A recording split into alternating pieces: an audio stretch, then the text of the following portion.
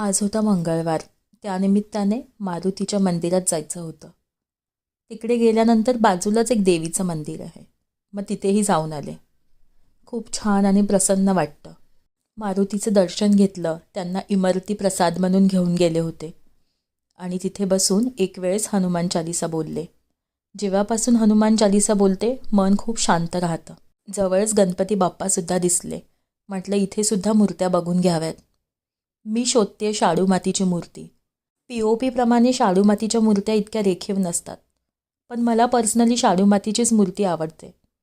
आपण जेव्हा बाप्पा घरी आणतो आणि विसर्जन करतो त्यानंतर त्यांचे काय हाल होतात तुम्ही सगळ्यांनीच बघितले आहेत. म्हणून मला पर्सनली बाप्पा घरी आणल्यानंतर त्यांचं विसर्जन माझ्या डोळ्यासमोरच व्हावं असं वाटतं. जवळच भाजी मार्केट होतं तर भाज्यासुद्धा घेतल्या आणि बाप्पासुद्धा आवडलेत मला.